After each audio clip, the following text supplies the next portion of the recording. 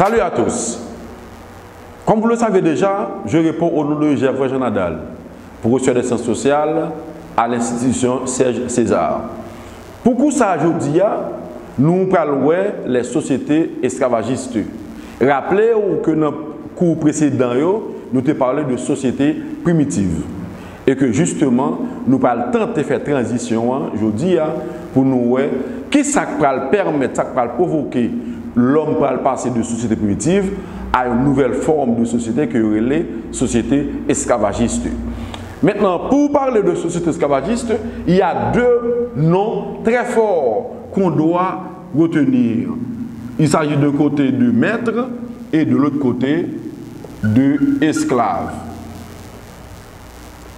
Dans les sociétés esclavagistes, cela va mettre en présence deux nouvelles catégories de personnes. Une première appelée maître, qui est détenteur de tous les biens, et une deuxième catégorie appelée esclave. Comment définit-on qu'est-ce qui allait donner naissance à cette nouvelle forme de société? Vous savez que, mes chers amis, que l'homme en soi est un être intelligent, bien sûr, mais l'homme est un être également égoïste et surtout insatiable. Vous savez que l'homme est un être insatiable.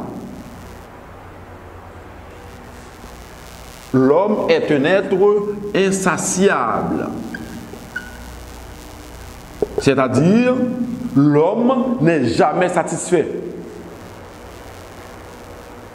Chaque fois le bon bagaille, il t'a souhaité le time gain plus, la goumé pour le gain plus. Eh bien, c'est voilà justement ça qui va faire transition de société primitive à société esclavagiste. C'est la naissance de ces deux catégories. Une première appelle le maître les plus forts qui détient toutes les richesses au détriment de cette catégorie appelée l'esclave ou les plus faibles. Donc, dans les sociétés esclavagistes, elles ont pris naissance à partir de l'égoïsme, à partir de l'insatiabilité de l'homme. N'est-ce pas? Eh bien, les plus forts vont forcer les plus faibles à travailler à leurs dépens. Voilà comment on peut définir les sociétés esclavagistes. Je vais noter pour vous. Par définition, on peut retenir les sociétés esclavagistes, donc, ont pris naissance à partir, ils ont pris naissance à partir de l'égoïsme, et de l'insatiabilité de l'homme,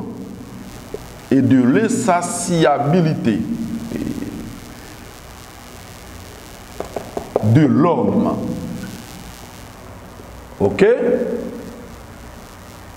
Ainsi, les plus faibles obligent les plus forts, obligent les plus faibles,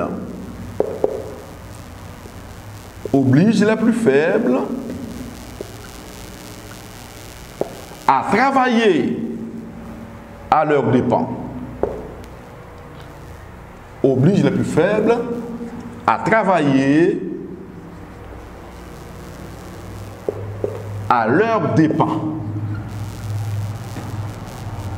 C'est-à-dire, ils ont obligé les qui plus faibles, la majorité malheureusement, c'est la majorité qui est toujours la plus faible, eh bien, cette minorité dit plus fort, eh bien, oblige les plus faibles à travailler à leurs dépens.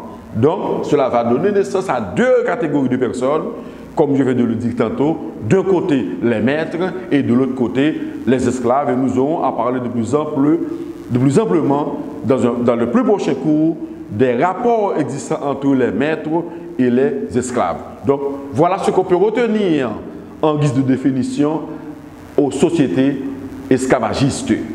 Donc ainsi, nous allons voir maintenant les caractéristiques des sociétés esclavagistes.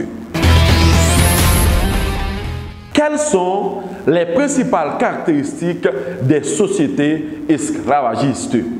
La toute première que l'on doit noter, que l'on doit retenir, c'est une économie Une économie de profit. Ah oui. Une économie, la toute première caractéristique, c'est une économie de profit.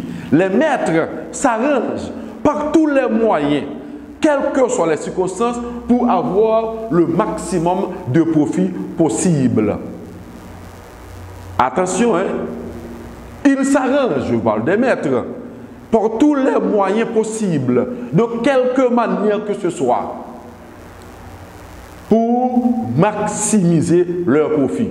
Et pour maximiser ces profits-là, eh bien justement, ils maltraitent cette majorité dite esclave. D'où la première caractéristique des sociétés esclavagistes, c'est une économie, disons-nous, de profit. Comme deuxième caractéristique dont on peut retenir, existence de classe. Il y a la présence des classes sociales. Donc, dans ces sociétés-là, il y a la présence des classes sociales. Oui, bien sûr, les classes sociales. Je vais nous parler des maîtres, déjà qui est la classe la plus privilégiée, et la deuxième qui est la classe des esclaves. Et évidemment, il existe des classes intermédiaires que nous allons avoir sous peu, n'est-ce pas? Il y a la classe des affranchis, par exemple. C'est une classe intermédiaire. Mais les deux principales classes, c'est les maîtres et les esclaves. Il ne saurait exister de maîtres sans les esclaves. De même, il ne saurait exister d'esclaves sans maîtres. Ok? D'où, ce sont là les deux principales classes des sociétés primitives. Et la troisième caractéristique à retenir, il y a un système, c'est le système répressif. Un système répressif. Ce système répressif basé sur la répression, basé sur la peur, n'est-ce pas? Les maîtres faisaient peur aux esclaves. Ils les maltraitent, n'est-ce pas? Ils les battaient. Ils leur coupaient une oreille. Des fois un membre inférieur ou un membre supérieur. Des fois, ils les pendaient. Ils les sciaient entre deux planches, etc. Donc, tout ceci, c'est justement pour faire peur le plus possible aux esclaves afin de travailler et justement pour maximiser leur profit. Donc, malheureusement, les sociétés esclavagistes, c'était la pire des formes de société que le monde n'ait jamais connue. En particulier, ce que nous avions connu à Saint-Domingue. Ok? C'était la pire des formes de société. En particulier, celle que la France avait infligée à Saint-Domingue. Donc, voilà les formes de société, cette société dite esclavagiste, justement, avec la présence d'un côté des maîtres qui détiennent toutes les richesses et de l'autre côté les esclaves qui ne possèdent absolument rien et qui se faisaient maltraiter, martyrisés par les maîtres. Donc, en termes de caractéristiques, nous venons de voir une économie de profit. Le maître cherche, ou bien les maîtres en général, cherchent à maximiser leur profit. Et ceci par tous les moyens. Et surtout, en particulier, ils faisaient l'usage de la peur. Parce que, je vais te signaler la situation à Saint-Domingue. Il y avait eu un esclavage dans d'autres colonies de la Caraïbe. Mais celle qui avait, en particulier à Saint-Domingue, était vraiment différente, était vraiment particulière des autres formes de société, n'est-ce pas, ayant connu les autres pays de la Caraïbe, et même, pourquoi pas, quelque part dans le monde. Et finalement, un système répressif. Ok? Les maîtres faisaient peur. Les maîtres utilisaient verges, toute forme de châtiment, pour convaincre les esclaves à travailler, pour pour ne pas les inciter à la révolte ou au marronnage. Ainsi, Saint-Domingue a été un enfer, justement, un enfer sur terre pour les esclaves qui vivaient à Saint-Domingue. Donc voilà cette forme de société et nous venons de voir sa définition, ses caractéristiques et justement, comme nous avons dit tantôt, il n'existe pas de société spontanée. Eh bien, nous avions eu les sociétés primitives, nous venons de voir les sociétés esclavagistes, et dans le plus prochain cours, nous allons avoir cette troisième forme de société ayant connu l'humanité, dite société féodale. Comme nous avons déjà donné ça dans le plan, donc cette troisième forme de société dite féodale, dans le plus prochain cours, nous verrons comment faire la transition, qu'est-ce qui a provoqué ce changement des sociétés esclavagistes pour aboutir aux sociétés féodales. Mais j'espère que tout le monde a tiré profit dans l'exposé ça. Donc, nous disons au revoir et à la prochaine.